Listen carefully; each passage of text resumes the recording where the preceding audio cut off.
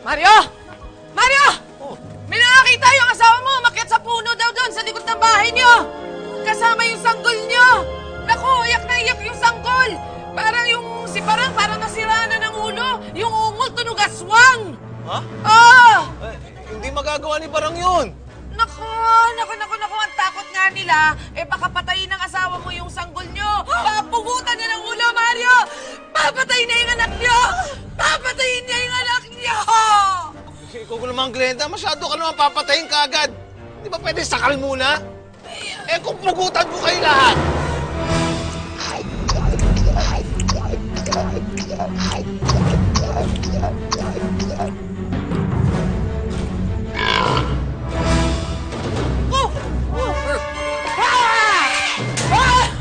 Bilisan niya!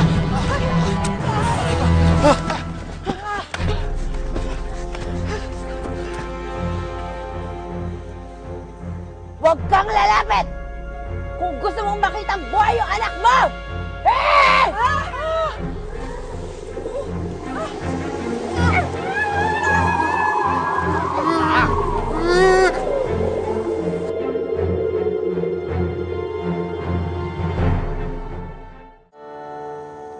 Oh, Mario, hanggang ngayon ba hindi ka pa rin naniniwala na hindi naman ako aswang? Be, naniniwala naman ako eh. Pero, anong ginagawa mo dyan sa taas ng puno? Oh, ano pa, hindi pinapainom ng gatas yung anak mo. Paano ko naman papakainin tong anak natin kapag nagpapadede ako dun sa kubo natin, ang daming naninilip sa akin, no? Ha? Sino? Maaari bang ituro mo sa hukuman ito kung sino may sala? Oo nga. Sino? Ikaw! Siya!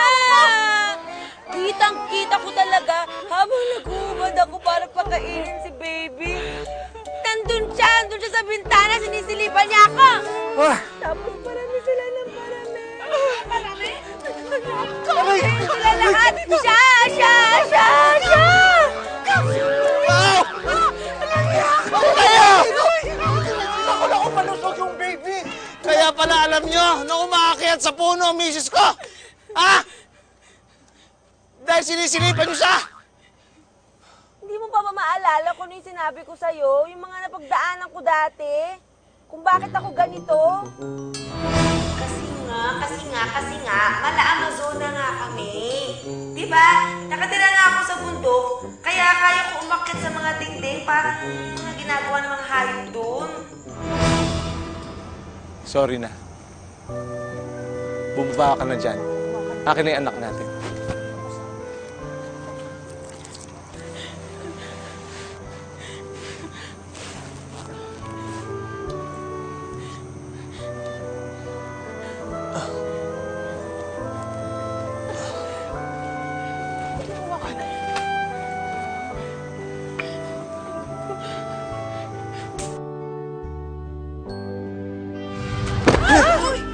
Be!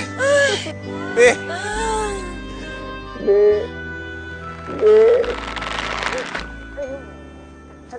Aray!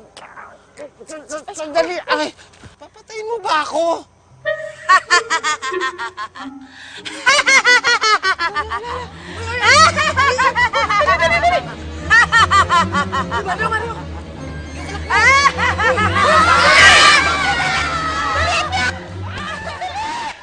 Be, ba't mo ginawa yun?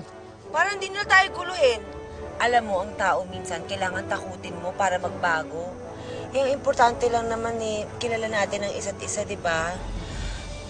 Be, mahal na mahal kita. Mahal na mahal talaga kita, Mario.